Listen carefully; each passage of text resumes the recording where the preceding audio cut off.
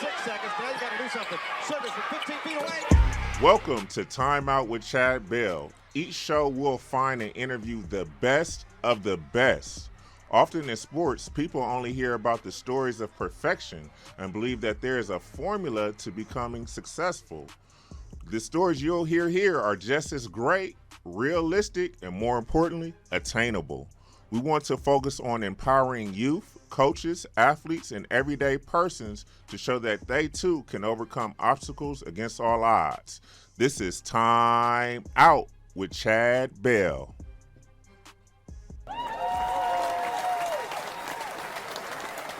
Welcome to the show. I'm pleased and excited to have everyone here today, having you listening to the show. I just wanted to start off the show by talking about why I'm doing the show. Why are we here? Well, we're here to empower the youth. We're doing this show. I want this show to act as a resource for the youth so that they can have a substantial platform to come to, and that they can get information from, and they can be inspired and hear personal accounts and personal stories from athletes, former athletes, current athletes, coaches, so on and so forth. So I want this show to be a resource for the youth in order to be inspired to reach their goals, and they have a roadmap for success. I'm going to introduce today, I got my co-host here, Carlos Clemente. Welcome to the show. Thank you for being a part of the show. Thank you. It's an honor and a pleasure to be here. What I'm excited about is that, we were kidding one time when I said, old man, young man, whatever, which way. Right. You're old man today. But anyway. I'll be the old guy. Okay. But what we're going to be able to do is look at things from two different perspectives. Absolutely. I'm kind of old school and you're new school. So I'm going to learn from you, and hopefully you learn from me, and we can pass this on and help our young people. Yeah, absolutely. I think that's a incredible 1-2 punch. You're able to get the new school perspective, but also get the old school perspective. So it'll be a lot of knowledge being passed forth, and they'll be able to help people who listen to the show. Yes. Yeah. So now we're excited today. We have a very, very special guest, Jonathan Martin. I want to talk about him a little bit. He's a former college All-American at Stanford, at the prestigious Stanford University, where he played football for 4 years. He hails from Los Angeles, California, where he was a local high school sports star, and also a former NFL player, draft pick. Jonathan Martin, ladies and gentlemen, welcome to the show, Jonathan.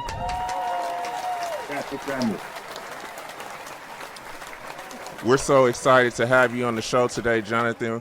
I want to just start off the show just to have a little conversation with you and getting into the conversation. Can you talk to us a little bit about your professional career and how you transitioned from your professional career into the workforce? Yeah, so I finished playing in 2015, so now 6 years ago, and retired with really no idea what I wanted to do. So I had to go back to school and finish my degree, which I did. And then, going from being a superstar that's playing on Sundays and Monday nights and in front of tens of millions of people and 100,000 people in the stands to being an intern at a real estate office in Palo Alto is definitely a transition for sure. So the thing I would say is kind of the most challenging part is just humbling yourself, realizing that it took 10 years to get to a certain level in your sport. It's gonna be the same thing in any other field. So that was really the biggest thing, was just trying to find ways to humble myself and then find something that I liked. So while you were playing, is this something that you had in the back of your mind in terms of starting to begin to think about your transition? Because a lot of time, many athletes, they get, caught up into their sport where they're just focusing on what they're doing, not really thinking about tomorrow. How was that process for you? I would say what you're hitting on is something that's definitely a major thing. Guys who kind of dedicate some thought to what they want to do after they finish playing while they're still in the league, at least in my experience, my contemporaries have tended to transition a lot better. It's a lot smoother. Because the way one of my friends put it, when you finish playing football, you retire at 27 years old with no skills and a headache. I think that's a pretty salient point. And so really the guys that are involved in their foundation or, I have friends that are into Bitcoin or started investing in real estate on the side, just learning some trade while you're still playing, just so you have something to go to, right? So that's the biggest thing is, so you're not leaving the NFL so much, but you're going to, career B. Is the best way to think about it. Because otherwise, you spend 2 years going through an identity crisis, not sure what you want to do. Yeah, absolutely. I agree with you. Me being a former athlete myself, I think it's something to think about while you're playing, starting to begin to think of the things that you have interest in so that transition is a little bit smoother. Because a lot of times it can be very rough and you can get stagnant when you put the ball down, when you put the bat down, when you take the track shoes off, so on and so forth. So let's talk a little bit about the mental aspect of the game. One of the things that in today's sports world that we're hearing a lot more about is the mental aspect. Can you go into the how important the mental aspect is for athletes and especially the youth, young people, as they come into sports and begin to get heavily involved in their sports that they're in? Yeah, let me know if you hear my dog in the background, by the way. I have a puppy that's whimpering in her kennel right now. But, I think the biggest thing in terms of the mental game, as far as athletes are concerned, is treating it the same as you treat your physical body, right? When I was coming up, probably when you were coming up, Chad, people don't really talk so much about mental preparation, right? It was all about overcoming physical pain with mental toughness, right? So whether it's physical or emotional pain, kind of sucking it up and doing what's best for the team, which I certainly agree with, right? You have to sacrifice and persevere in sports. That's certainly a component of it. These are still humans, right? People deal with mental illness. And I'm speaking from, a position where I can relate to that experience being in a very public stage at a young age and dealing with mental illness. And it's very frustrating, at least when I was playing, the conversation around mental health, right? It's this, you're soft or whatever. And, I'm glad that the conversation has shifted in the NFL.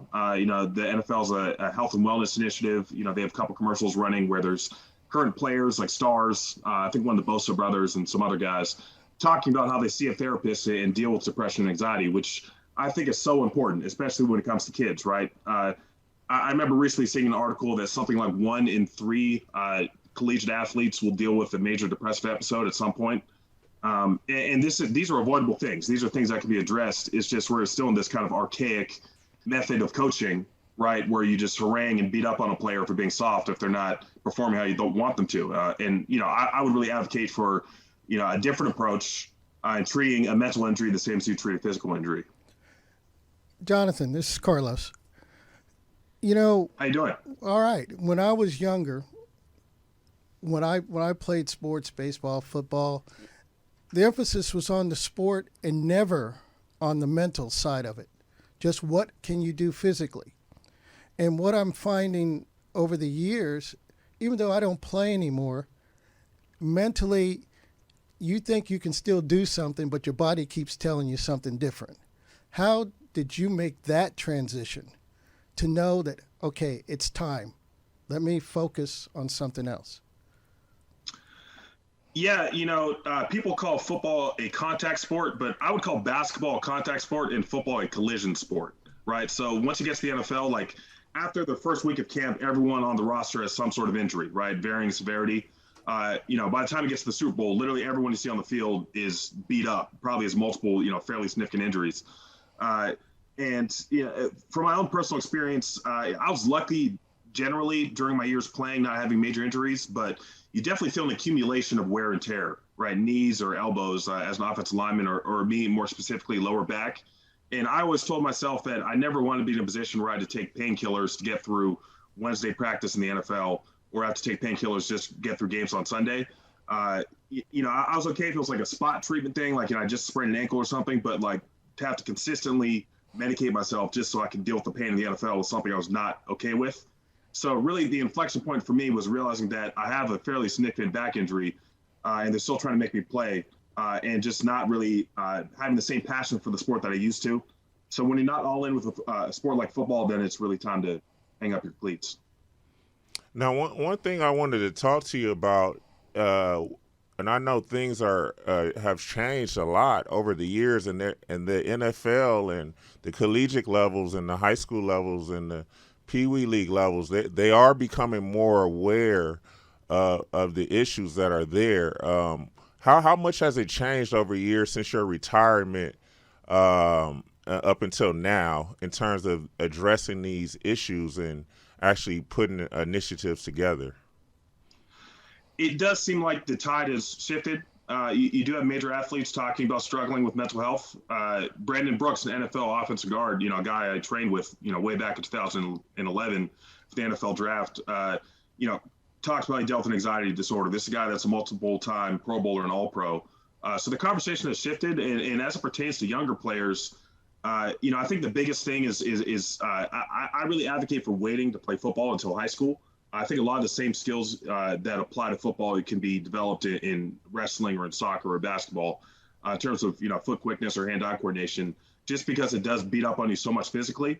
When I'm saying that, I'm specifically talking about head injuries, which is kind of the elephant in the room. Anytime you talk about the future of football, as more research comes out and guys, in their 20s or 30s have these brain injuries, it's a little disturbing, right? So, I don't fall on the side of being an advocate of ending football. I just think we can be smarter about how we teach kids how to play and when they start playing.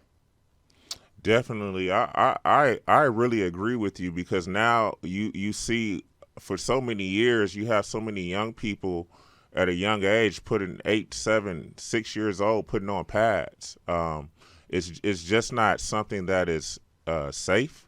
And like you mentioned, the head injuries.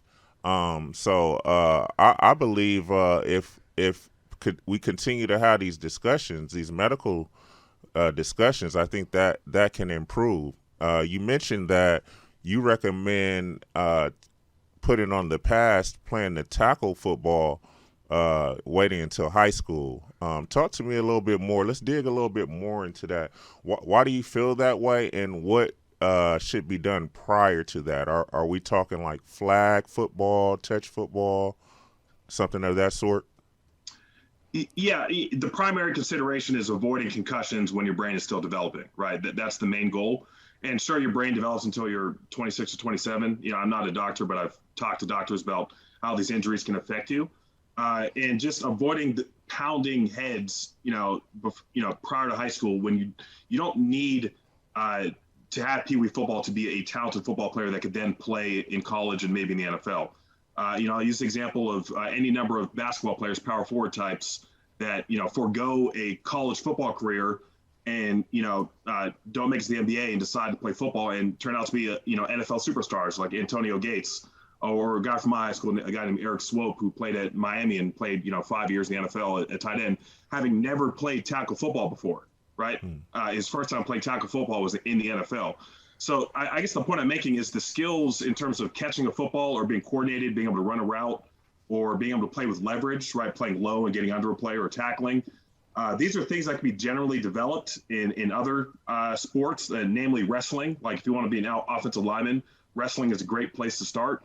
And the point is, it's less traumatic injury to your brain when you're young.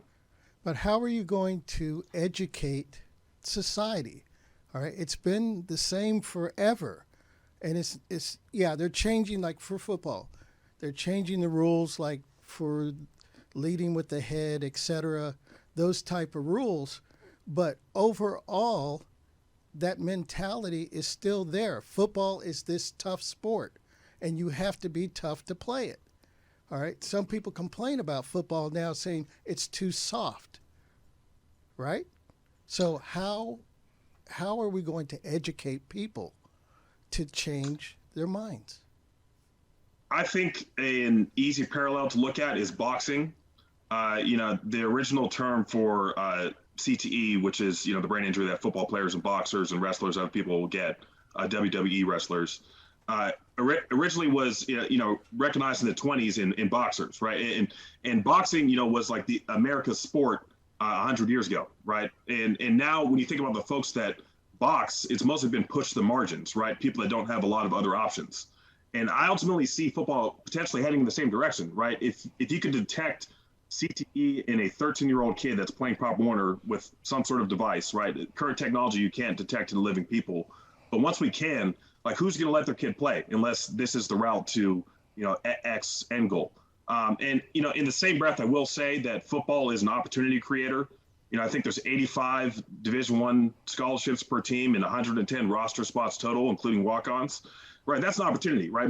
Vast majority of those guys wouldn't have gone to college anyway if they didn't have that opportunity to play football, to get a scholarship to pay for their education, right? So I think you got to think about multiple things in terms of how you message it.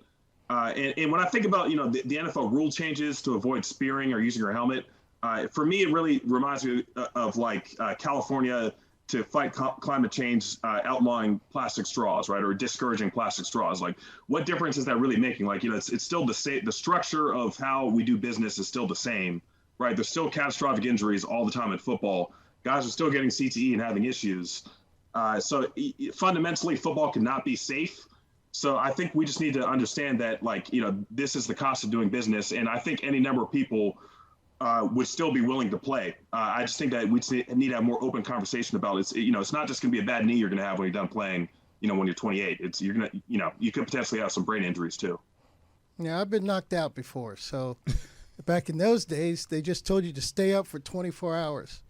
You know, that's all they did. That was in high school, and they told you to stay up for 24 hours. And I remember my family just trying to keep me awake all the time. And that was it. That was the treatment. Nothing else. After 24 hours, the trainer looked at you and said, "Oh, you're good." That was it. Wow. That's crazy. And I appreciate what you said, Jonathan. You said that basketball is a contact sport. So, no, in all seriousness, but this is important information that we're talking about. That's one of the biggest reasons I would never play football. I'm just being honest, because it's so much contact there, and even though you have on the protective gear, you're risking a lot. Yeah, you're risking a lot. So that education needs to be continued to be pushed forward. Just changing gears a little bit. You mentioned, Jonathan, the opportunities that's there when you play professional sports, when you play football.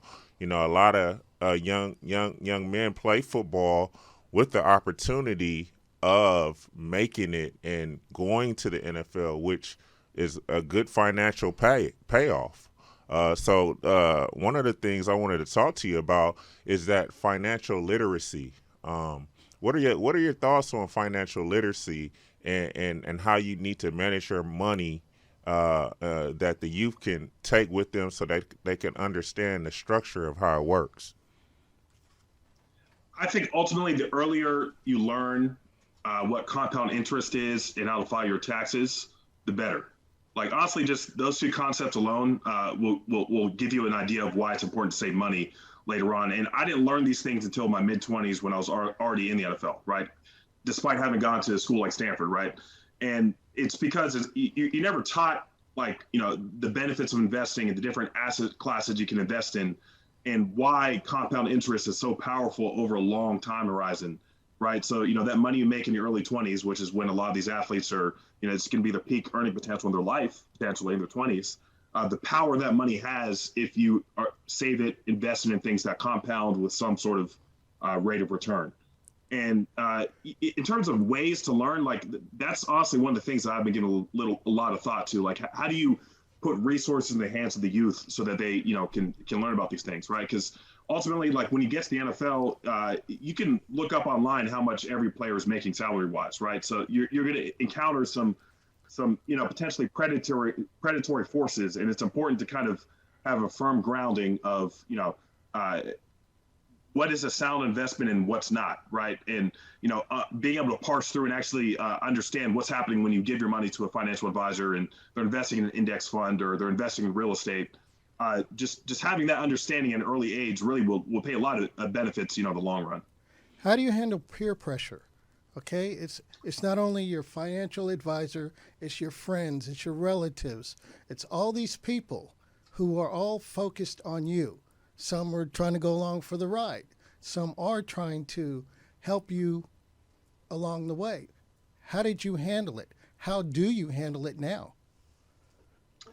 Yeah, the thing about once you retire from the NFL is people forget about you pretty quick, right? Which again speaks to that 2-year transition period, right, where you're used to signing autographs or whatever, and then, suddenly, you're the intern getting coffee for people in the office.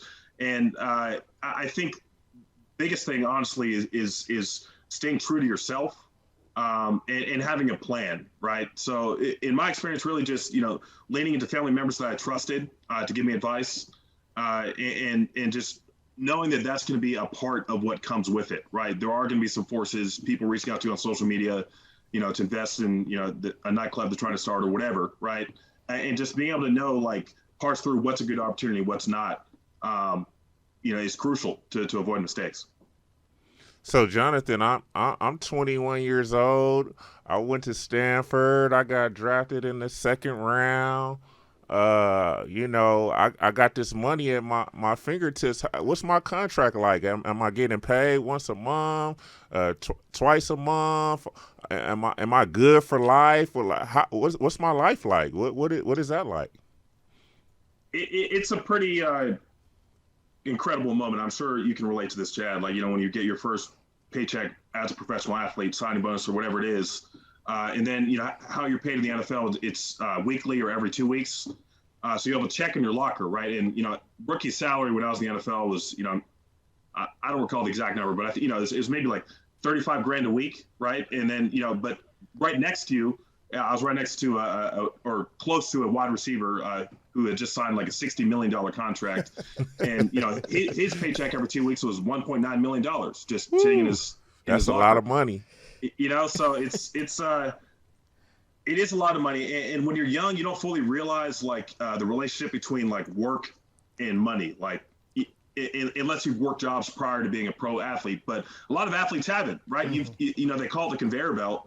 I don't know if you've read the book, the $40 million Slave, yes. Where it talks about just the conveyor belt that athletes are put on, in terms of using basketball as an example. Like, you join an AAU team, and your AAU coach or whoever helps you get into college, and when you're in college, academics, you have a census of academics if you want it, and kind of there's someone always kind of directing you, telling you what to do and when to do it. All you have to do is show up and work hard. And I think it's just important to like get away from sports a little bit. That's something I wish I would have done potentially when I was in college, which is kind of a conflicting thought, right? Because on the one hand, to be great, you have to eat, sleep, and dream your sport. But on the other hand, you also need breaks, right? Because it's important to develop more to yourself than just you as an athlete, because eventually it's going to end. Yeah, that's something that's very, very important. Eventually, that ball is going to stop bouncing. And you mentioned some great points in thinking about some of the things that you want to do afterwards. One of those things that you talked about was investment. Everybody knows, everybody's going crazy about cryptocurrency. That seems to be a trendy topic and a trendy thing amongst athletes. I even hear conversations.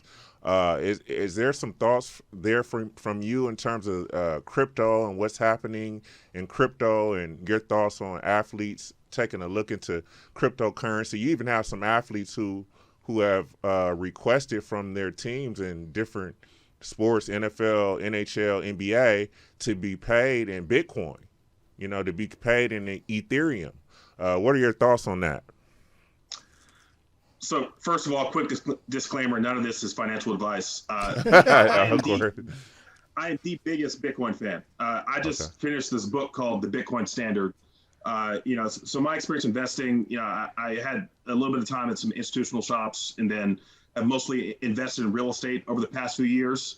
But recently got very interested in crypto. And I think it has a lot of potential to create wealth for people that don't currently have access to wealth, right? To get access to a real estate deal or other forms of investment, you need to be an accredited investor, right? So there's a certain minimum stipulation for annual income and for net worth for you even to be able to invest in a real estate deal legally, right? And crypto, I think, is just an emergent space, right? It's an immutable currency that's going to last forever, and potentially be on par with the gold market cap. Gold has like an $11 trillion market cap. Bitcoin right now is like a $900 billion market cap. So It could still, the reason why that's important is because that correlates directly to the potential appreciation in Bitcoin, right? Because there's a finite number of coins, 21 million will only ever be minted. I think that it's a new wave. I think it's important to educate yourself on any investment you make. I've been, trying to read everything I can about Bitcoin just so I can understand what makes the markets move, which I think is important. If you contribute any amount of money to anything, have an understanding of what it is. But I think it's pretty cool to see athletes kind of at the forefront of it. And I think for your kind of average investor, your so-called retail investor, I think it's important not to get caught up in kind of the herd mentality in terms of like speculating on something like Dogecoin. Because if you look at any like Coinbase or any of those crypto websites, there's a white paper available to you for each coin telling you what problem it's trying to solve, right? And in the white paper for Bitcoin, I mean, it's meant to be a joke, right? So I just think that it's important to be not just follow what you might see on social media, but like really understand what problem the coins are trying to solve. And at present, like the only one I'm really bullish on or really confident in is Bitcoin. Absolutely. So for those out there, for better understanding, that those people who don't know anything about Bitcoin, like where do I start? Where do I go? Yeah, I think I wrote it down somewhere. There's a podcast my friend just told me about. So the place I would start is there's a book called The Bitcoin Standard, which I read, just finished it like a couple weeks ago, which really just breaks down why having a global currency is something that we need, right? And why our current, policy, our inflation and monetary policy continues to devalue the average person's money sitting in their savings account, right? So if you leave your money in the savings account, even though you're getting 0.06%, annual interest from the bank, that money is inflating 7% per year right now, probably more, right? So the point being that the easiest way to kind of get a baseline financial literacy, I would say the first book I read that completely changed the game for me was Rich Dad, Poor Dad by Robert Kiyosaki, which just talks about the power of real estate investing and compound interest. And it's very accessible, right? It doesn't have a lot of kind of financial jargon, which I found just to be very powerful for me. In my 20s, just understand, if I save now, invest in this and get a 15% return, right? And then I invest that again, another 15% return, right? You can set yourself up for a lifetime of success earlier than most people can. Absolutely. Absolutely. Jonathan, talk to us a little bit about some of the stuff that you're involved in.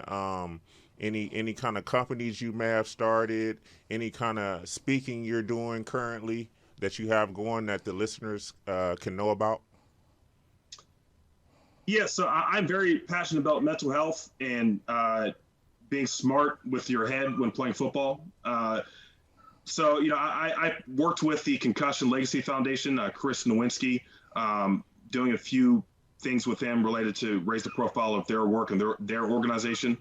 And also working on a film project, a documentary about my time in the NFL and specific to athlete mental health, with the intention of hopefully educating future young athletes to maybe avoid some of the mistakes I made as a pro athlete. And, I think ultimately just to avoid mistakes that people have made in the past, I think it's important to learn as many accounts from other former players as you can. I'm forgetting his name right now, but there's a Celtics player who was actually a heroin addict while he's playing. I wish I could remember. I can't remember his name right now. Anyways, that's I can't think. He played at Fresno State, I believe. I can't think of it either. I'm sorry. Yeah, I'll see if I can call it. But Chris but, Herron. So, Chris Herron. There we go. Chris Herron, the Herron Project. So he's very big about talking about addiction and recovery, which is something I'm also passionate about, and just destigmatizing a lot of these things that we tend to, point at someone to call them a bad person because they, might have made a mistake or struggled with something. I'm someone that advocates for empathy in a broad spectrum of things, especially when it comes to young athletes performing on a major stage. Absolutely. One thing I want you to do, could you speak to the youth right now? Just speak to the youth, give them something that you got, because I believe that athletes, they go through things not just for themselves, but to help the people behind them. One of the things that I like to do as a coach is to provide lessons to those behind me, where I had some shortcomings or what I could have done better. What's your full 360 piece of advice you can provide? Reflecting on my career, it's funny because I was never the most talented guy, right? Mm-hmm. I was never the strongest. I was never the biggest. I never had the longest arms. Long arms really matter in offensive line play. But I worked my ass off and I didn't quit. Right. So I think the main consideration as a young athlete is realizing that if you just don't quit, right? It's a long path getting from youth athletics to professional athletics, right? College sports are no joke, right? I hated football my freshman year in college, right? Because you're on the scout team getting beat up by a dude 30 pounds heavier than you, and you're not playing on Saturdays. It's not a fun experience, but that builds a callus, right? You become tough. So I would say the biggest thing is just do not quit, and set short-term goals and long-term goals, right? So what are my near-term goals for this season, for this year, both physically, mentally, and then academically, right? What are my goals for that? And then setting a series of steps about how I'm going to achieve those goals, right? So instead of just having this idea, oh, I want to play in the NFL, I want to play in the NBA, like what's the X goal I'm going to get my sophomore year of high school? What's my junior year goal, right? What's my senior year goal? All with this long-term end goal of being a professional athlete. And I think if you just do that day over day, keep showing up and be a gym rat, right? Like the best players that I ever played with are the guys that work the hardest. Like, and that's kind of a trope now. I feel like, a lot of folks say that, but it really is the truth. The guys who are the best at their sport are the ones who continually reinvent themselves over and over and over and over again. Jonathan, question. One of the things, especially with black athletes, our society has made the black athlete or the black actor or whatever, had made them the role models for minorities instead of doctors and lawyers, etc. How do you see yourself now? When you were a ball player, did you consider yourself a role model, or do you consider yourself a role model now because of what you're trying to do? When I was playing, I was, I did not see myself as a role model. I was probably a little bit self-absorbed, right? So, but I think that a big reason why you see so many athletes as kind of the most prominent black folks that you see in the media or wherever else is because that's one of the few arenas where it's a majority black environment with really wealthy people is sports, right? There's wealthy black doctors and investors, et cetera. It's just a much smaller number, right? The NFL is 60% black. The NBA has got to be 75% black or more. So I think it's just the nature of kind of the visibility of the platform, right? You're on TV every week versus, Robert F. Smith or, some other famous black investor. Like you rarely see them, on TV or any network. So I think what it really speaks to is just trying to, it'd be helpful to uplift more like, what is his name? Not intro role, Myron role. One of the roles is a doctor in residence at Harvard, right? And he just had an interview talking about, his experience dealing with, people mess with him because he was so focused on academics while he's playing sports. And I think it's just really important to stay true to yourself and just true to the goals that you want to achieve. And as far as role models are involved, like you got to remember, athletes are people too, right? These are young men trying to figure out too in their 20s, right? So people are going to make mistakes. And I wish maybe we could be a little more open-minded when we talk about some of the things when athletes do bad things. I remember when I went to college, I had a scholarship. I went to a small school at first, and when I'm walking around campus and everything, what do you hear? I'm on a scholarship.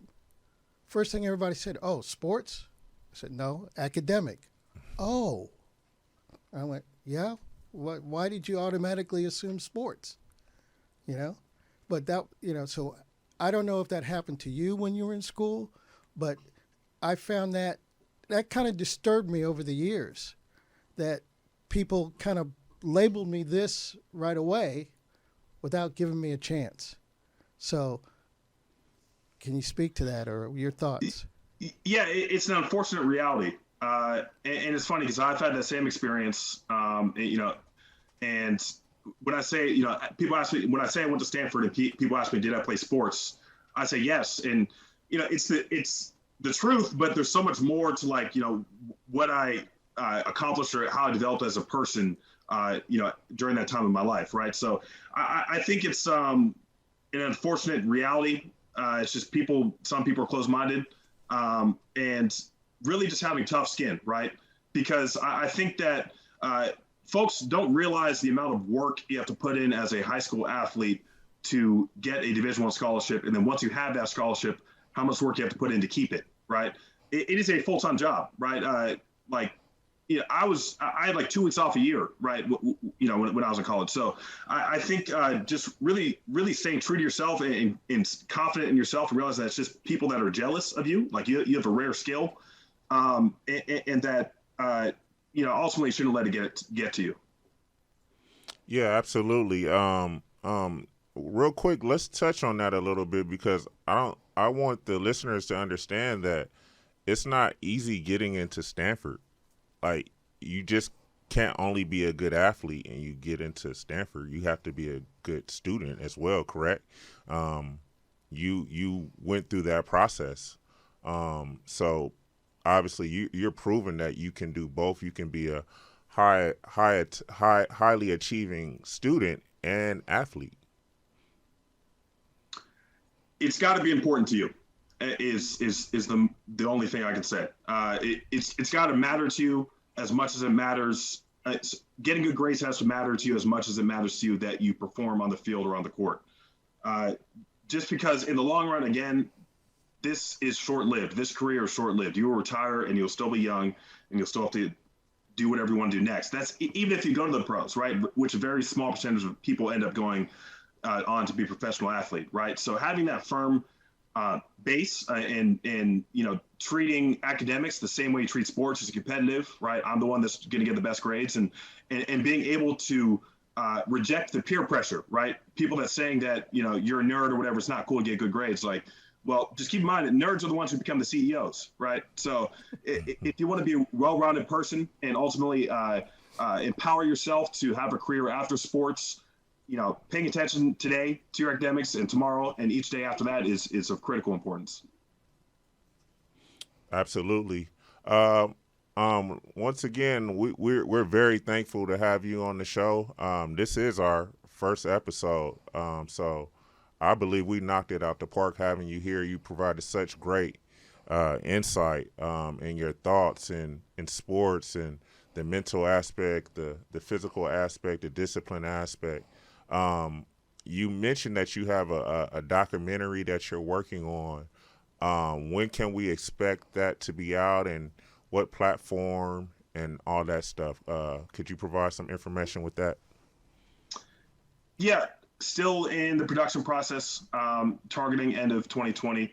The goal is to make it accessible to athletes across the spectrum, young athletes.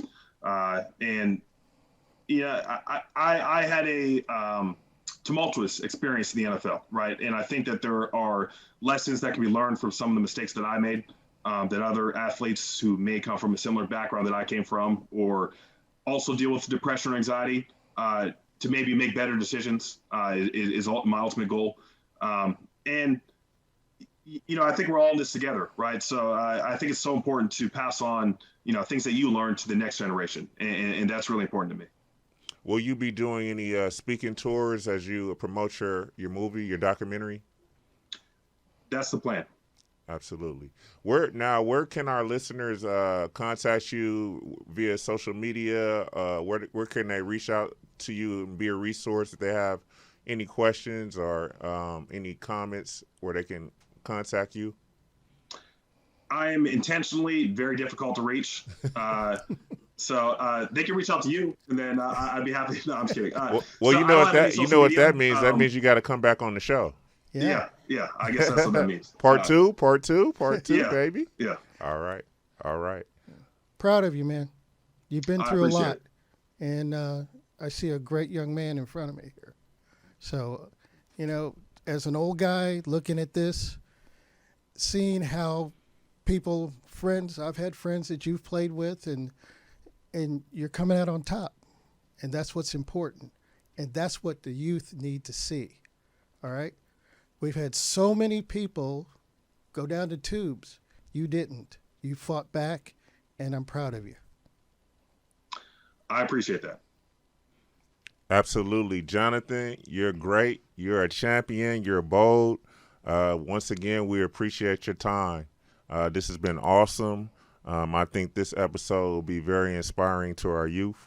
That was great. Awesome guest we had today with Jonathan. He touched on some incredible points in terms of the mental aspect of sports and things that should be addressed and be brought out to help the youth in understanding the medical aspects from the brain, from brain injuries with football, so on and so forth. I think a lot of people think that athletes are shallow to a point. Mm-hmm. They don't realize what the dedication is, and they don't realize what happens after sports. All right, this is a man that is showing us he's moving forward. He's had difficulties, but he's pressing on, and I just think he's a great example. Absolutely. When you're in that stage and on that stage, you have to keep performing for people, and people a lot of time they don't understand what you're going through from a mental standpoint, and he was brave to bring that forth so that people could understand. And then also he used his situation to transition into the professional work world, which is not an easy thing, No. Especially when you're a top dog. Yeah, top. Absolutely. You know what that's like. Yeah. Where you're all this and you're hey Chad, and it's like, oh hey Chad. Yeah. Well, for him now, he's just another guy. Right. Yeah, he has a title. Yeah, I'm Jonathan Martin. I played football. Well, those days are gone. So now he has to transition into the real world. Right. And with everything he's gone through, it's not the easiest thing, because some of the issues that he faced in playing football, they're in the real world too. Yes. But hopefully he's prepared himself. Yes. And when he's around youth and everything, he can take what he's learned on and off the field to help shape someone else to make it. That's the whole idea. Yes. We're here to make it. Yes. Not just fake it, just make it. So. Each one teach one, because we go through our experiences to give it back.